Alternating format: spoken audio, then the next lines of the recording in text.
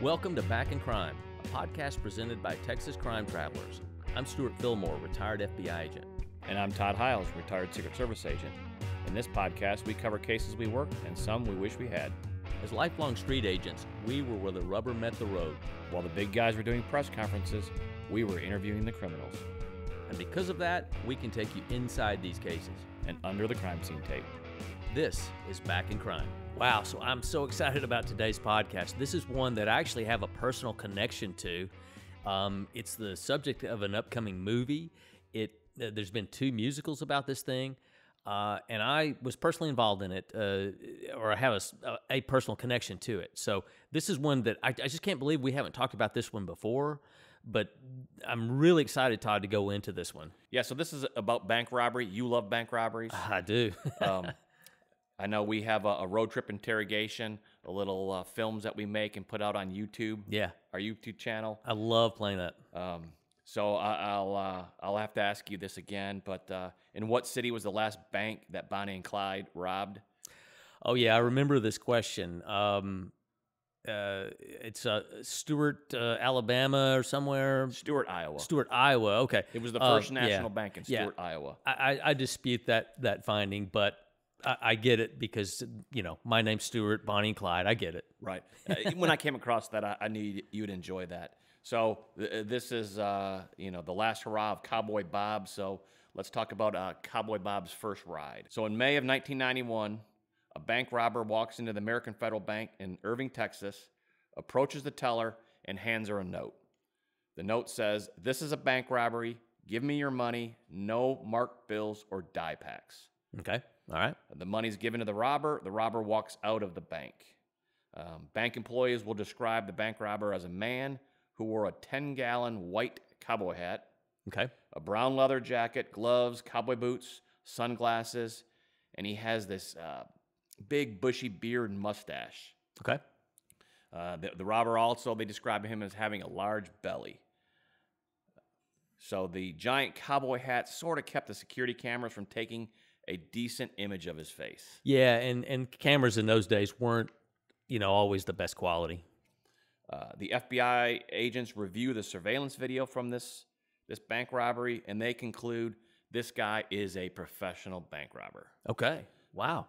But Stewart, spoiler alert, this is going to be the first bank robbery committed by this person. Right. Wow. So they just had a natural talent for robbing banks, I guess. Well, just I think they describe prodigy, him if you will. as just being so calm and cool, walking in there with the note, doesn't speak and actually leaves with the note, and doesn't speed off in a car, anything like that. So, again, that's in May of 91. Now, in December of 1991, the Savings of America Bank in Irving, Texas is robbed. Same cowboy attire is worn by the same bank robber, and this time he gets away with $1,258. Okay, not a real big haul there. But in this bank robbery, a witness obtained the license plate to the getaway car. Okay.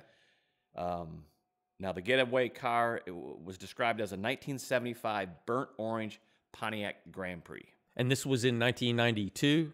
1991. 1991. Okay, so that's what, a 14-year-old car or so? So with this, so that stood out. The car itself would have stood out a little bit too. Exactly. Yeah. So law enforcement tracks down this license plate number given to them by a witness.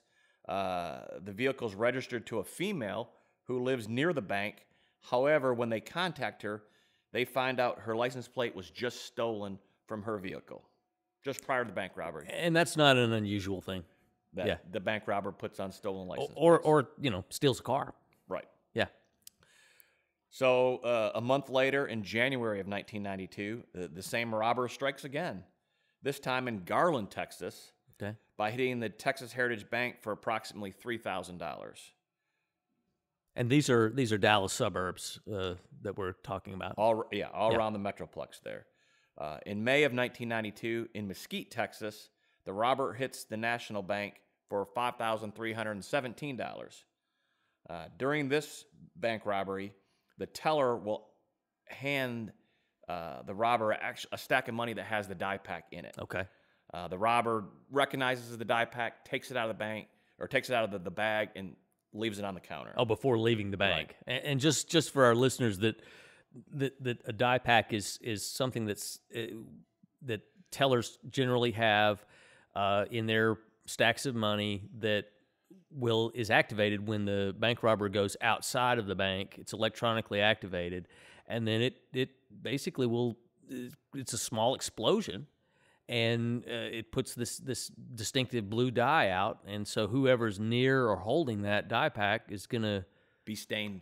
Exactly, Yeah, going to stand out very... And I think sometimes it's blue, sometimes it's red. Yeah. I know when I was a Dallas police officer, they had a bank robbery, and the robber gets to the exit door of the bank, and the die pack explodes. Yeah. He steps outside and actually drops the bag with all the money on the ground, and he runs. Yeah.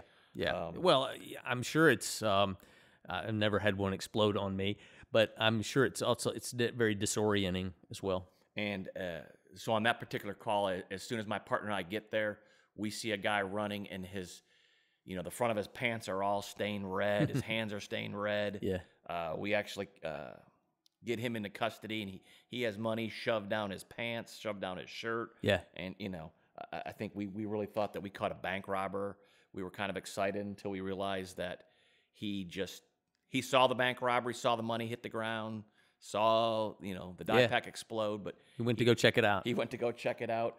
I know the actual bank robbery was caught that same day. Are you sure that was the case, or is that what he just told you? No, because we actually I was just checking it out, man. Well, we actually took him down to the FBI office for further questioning. Yeah. And I think probably after about 30 minutes, they called us back to drive him back. Yeah, it happens. Yeah, he was just picking up the money. So now in this here we have 4 bank robberies in the Dallas area. Yeah. And now the FBI refer to this bank robber as Cowboy Bob. So the FBI names the robber, gives them the official name. So now the media kind of jumps on that. Right. And every time this robber drives off in the same burnt orange Grand Prix, and every time it has these newly stolen license plates on the car. Right. He robs the bank in this calm manner. He goes through the money that's given to him to make sure die packs aren't in there. Mm-hmm. And as he drives away, again, he's not speeding away. Witnesses say he observes traffic stop signs. Yeah, very professional. And drives away. Yeah. So, again, FBI now has this bank robber as Cowboy Bob. They label him a professional bank robber. And now after about 5 bank robberies, there's another one on September 25th, 1992, and it's the first Gibraltar Bank in Mesquite. And he gets away with around $2,000. Okay.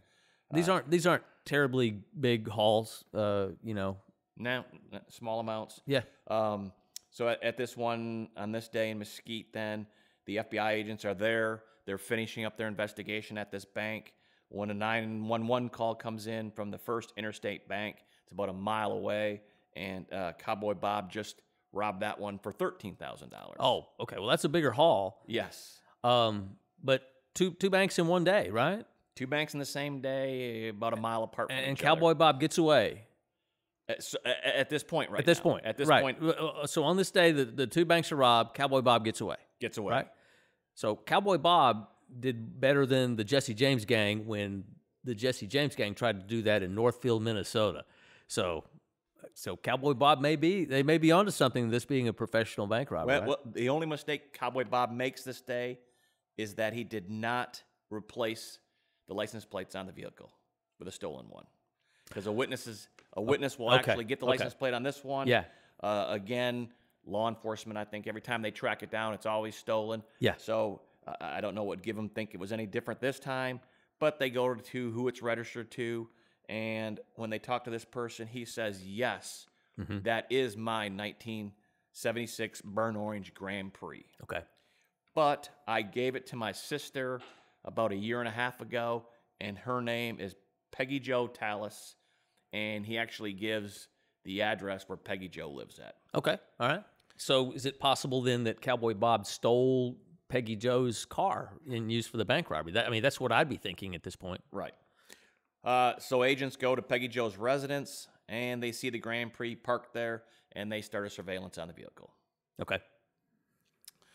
Short time later, Peggy Joe comes out of the residence, and she drives off in the Grand Prix. Agents enter the residence expecting to find Cowboy Bob, and instead they find $15,000 under the bed. They also see this a mannequin head with a beard attached to it. Okay. They actually are going to find a cowboy hat and a jacket, and the agents are going to say, hey, this looks like a lot of the stuff that's in our bank surveillance video. Right. So Peggy Joe's pulled over. And in law enforcement, we call that a clue. Correct. So Peggy Joe gets pulled over, and they immediately ask her where her boyfriend was, meaning her boyfriend, he's the bank robber. Where's he at? Yeah. And she replies, there isn't any man. I promise you that. Wow. So, And, Todd, just for a moment, it's like a teaching lesson for us all that how sexist we all are, and just assuming that it would have been her boyfriend that was the bank robber. right. So later she's going to be questioned by the FBI, and while they're talking to her, she's giving this account where she was that day. I think she said that she was shopping, and she actually had some of the items in the trunk of the car that she had shopped for. Okay. But one of the FBI agents notices that she has traces of gray dye in her hair, and above her upper lip, she's got some type of adhesive or glue. Yeah. And Okay. he figures he puts it all together and figures out that it's her wearing the beard. Yeah. And they put all this together, and they realize that Peggy Joe is Cowboy Bob. She must have, and I I've seen the surveillance video or pictures from the videos, and I got to tell you, it is a convincing outfit. She wore it well, and so there must have been a paradigm shift on the part of the agents to have to adapt and realize, okay, wow, this is actually a woman that we're looking for. She actually wore men's cowboy boots that were pretty large. She used a towel under her shirt to give have herself kind of a belly. To Yeah. have a belly. And again, in these bank robberies, she's not running, she's not saying anything. Yeah, it's always a note. It's always a note. And that also explains that's probably why the hauls of money are somewhat low, is she's probably just dealing with one teller, and just getting whatever that teller has. Yeah, it's not like it's a bank takeover. Correct. Yeah. So after this, she's arrested, and she's found guilty, and she's actually sentenced to 33 months in federal prison for bank robbery. Okay. And what year are we talking here, Todd? 92? That would have been, late 1992, maybe into the 1993. Okay.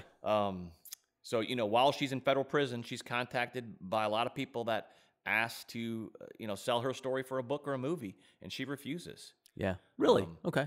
A lot of her family members, can't believe that she was a bank robber, but she never talks about anything.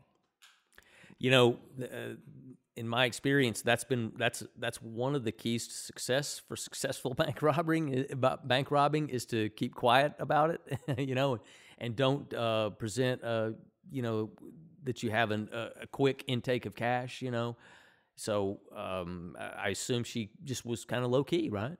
Right. Yeah. Obviously, she's driving a hand-me-down car. What's behind all this, you think? I don't know. Some people will recall that she was taking care of her mother, and that maybe she needed money to pay medical bills, pay rent, things like that. But it surely wasn't any type of a lifestyle that she was funding with this money. Because in the late '80s in Dallas, I think you were there then. There was a bank robber that was called the Dapper Bandit. Yes. And this guy always wore a suit and he had sunglasses, and he had like the perfectly combed hair, which was a wig, and a mustache. And he made all these bank robberies, and then he'd go quiet for several months. He eventually ends up getting caught because he gets caught in Dallas traffic, and when the investigation unfolds, he lived alone. He did not live ostentatiously. He just kind of stayed under the radar, kept his mouth shut, and when he needed money, he'd go rob another bank. Yeah. And he just lived off that for a while. And I think he always presented a gun. He always showed a gun. He did, yeah. So again, once eventually she's released from prison, she moves back to the Dallas area, and she sort of lives out a quiet life there. She works at a local lake. She works in the marina. Okay. There. Yeah, so she just has an everyday job. Yep. And then in around 2004, she sells all her furniture, her car, and she purchases a motorhome. Okay. People at that time are going to recall that she told everybody that she was headed to Mexico and that she was going to live on a beach before life runs out. Okay. And she's what, 40 something at this stage? Probably late 50s. Oh, okay, late 50s. Late 50s at this time. And so in 2004, I would say, now this, Cowboy Bob's last hurrah is going to begin. So she's going to resurrect Cowboy Bob. The dictionary defines, last hurrah is the last occasion on which somebody does something, especially at the end of their career. Wow. Okay. All right. So on May 5th, 2005, Peggy Jo walks into the Guarantee Bank in Tyler, Texas. She's not wearing any type of a disguise, doesn't use a note. She walks up to the teller and says, "This is a robbery. I need all your money. Don't set any alarms." So no note. And no disguise. No disguise. She's dressed as herself. In this one, she does not check for die pack. And as she exits the bank, the die pack explodes. So now witnesses will describe this big cloud of red smoke that's coming out of her bag. And she just walks across several lanes of traffic and gets into her motorhome and drives off. Yeah. Several people, of course, witness this. They all call 911. The police are right there. This short. So the getaway car is a great big motorhome. Okay. Now we've not very typical. No. Now we've both been in surveillance before when we're trying to follow a car in traffic, and it's extremely difficult. It can be very difficult, but probably not that difficult with a motorhome. No, I've never been involved in a surveillance of a motorhome, but I'm going to speculate that I could probably do it. Keep up with it. I think you could be a quarter mile away and still see the motorhome making turns and not speeding away. But again, they get into a short police chase with her in this motorhome, and she eventually pulls into this residential area where law enforcement, I think, including you, surround this motorhome. Yeah, so this is where my involvement in this case comes in, and where the bank robbery happened is in a busy part of Tyler, Texas, and currently where this bank was, the bank is no longer there. It's a Panda's Chinese restaurant, which I actually have eaten at fairly recently because I don't live very far from it. But so we, the FBI was notified, and we all responded fairly quickly. Not as quickly as the local cops can, because they're already out there on patrol. I think at that time I was also working here. There were also a team. I mean, this is not far from your office at all. And there was a team of bank robbers that were going around East Texas at that time. Yeah, there was another. Yeah, exactly. So I think there were a lot of law enforcement that were in this surveillance on the lookout, for a bank robbery, and sure enough, you got that one on that day. Right, and so again, so the the cops responded before we did, and again, it's not like you said, it's not that hard to catch up with a motorhome. Right, and I think right around this time, that team hits a bank here in a town, another different town in East Texas, and they drive away in a stolen vehicle. Then they switch to another vehicle, and they just come around a corner, and there just happens to be a sheriff's deputy right there in his car, and they actually open fire on the sheriff's deputy. Yeah, and you were almost involved in that, right? Yeah, and probably 30 seconds after them opening fire on the sheriff's deputy, I drove up on it. Because I saw the deputy in the road, and he said, "Hey, these two guys just shot at me." Yeah, and it wasn't probably about a minute later that we realized that they were the bank robbers. Yeah, right. So already law enforcement is on alert for these guys, and this happened around the same time. Right. But when Cowboy Bob goes in, robs the bank, and she crosses it's Broadway Avenue, and it's major road. It's very busy. There's hardly any time that you could just easily get across there on foot. But anyway, she makes her way across, gets in this motorhome, and then heads south on Broadway. And I don't know in mileage wise how far it is from where the bank was to where the little neighborhood, but I'll say 3 miles, maybe that. And it was a little side street off of Broadway is where this was.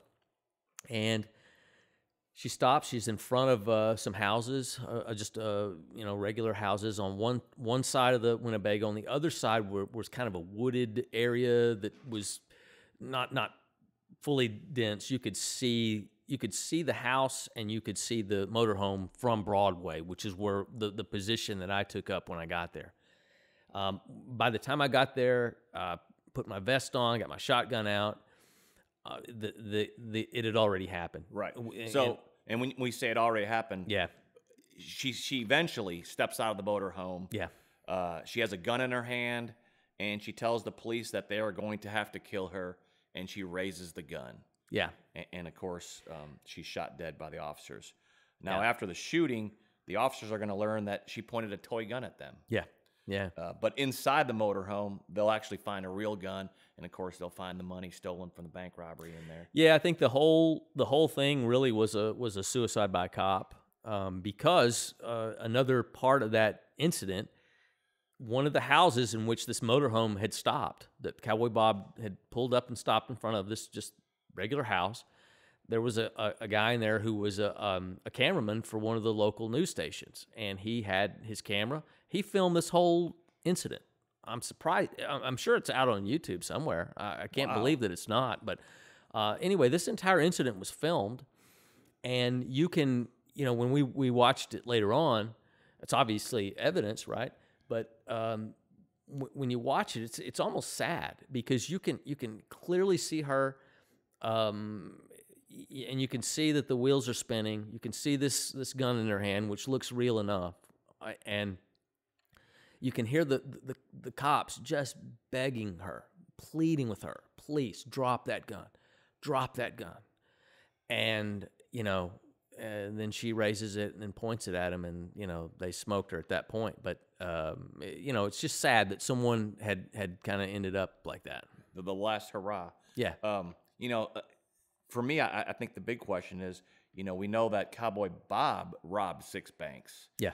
But, how many did Peggy Joe rob? Well, I guess one that we know of. One that we know of. Now, interestingly enough, so in October of 2004, so maybe, what is that, about 8 months before this one, that same bank in Tyler, Texas, was robbed by a man with a big mustache. But after studying that surveillance video, the FBI is going to conclude that that was actually Peggy Joe in disguise on that one, too. Yeah. Kind of maybe either a dry run for her last hurrah, or maybe she's sometime between that bank robbery and the last one, she realized, I don't want to do this anymore. Or, right. Whatever. It's just kind of crazy. Peggy Joe is 46 years old when she commits her first bank robbery. Yeah. And then almost, 60 when she commits her last one. Yeah. Right. Well, it sounds to me that criminals have there's all kinds of stories behind why people commit crimes. And it's not always that they're bad people as we think of, we think maybe in terms of good guys and bad guys. There's really shades of gray to all of that. And it really comes down to sometimes it's just the choices that people make in life. And, it sounds like maybe she had a sick mother, maybe, she just didn't have enough money, and she just made that choice. And she kind of she kind of had a talent for it, actually. Right. She was able to stay cool under pressure, and carried it out successfully. But, I just wonder if this last appearance of Cowboy Bob, this last hurrah, if this really wasn't planned out from the beginning, that this was going to be her end. Because, she dressed as herself. Yeah. She didn't use a note. Yeah. She spoke to the teller. Yeah. She didn't check for dye packs. She's driving a motorhome. Yeah. That's parked across the street where she has to walk across the street. But everybody's seeing this. Yeah. And again, using the toy gun to force the shootout. I think it's almost, especially my memory of seeing the video where, she's standing there, you can see the wheels spinning, you can see her thinking, and realizing, when I raise this gun, I'm gonna die. Right. And you can see maybe the thoughts that do I really want to do this? And to me, again, it's kind of sad. There's a sadness to it that someone has gotten to life where that's a choice they've made. Right. And there's a few articles written about her, and I think we already talked about this movie and production about her life. Yeah. It's a fascinating story. It really is. That for whatever reason, someone ultimately decides to do this and gets away with it. And for is a while. Fairly good at it. I think a lot of these articles will always mention that her favorite movie was Butch Cassidy and the Sundance Kid. Yeah, exactly. So another little interesting tidbit about her. She was born on D-Day, June 6, 1944. Huh. Well, be sure to rate and review these podcasts and share these with your friends and talk about it and reach out and give us comments. Let us know what you think, and thank you guys so much. Yeah, thanks a lot, guys. Talk to you later. This has been the Back in Crime podcast presented by Texas Crime Travelers Todd Hiles and Stewart Fillmore. We are the executive producers. Grace Hiles is the producer and director. Theme music composed by Eddie Bandis. Follow us on TikTok, Instagram, Facebook, and our YouTube channel at Texas Crime Travelers.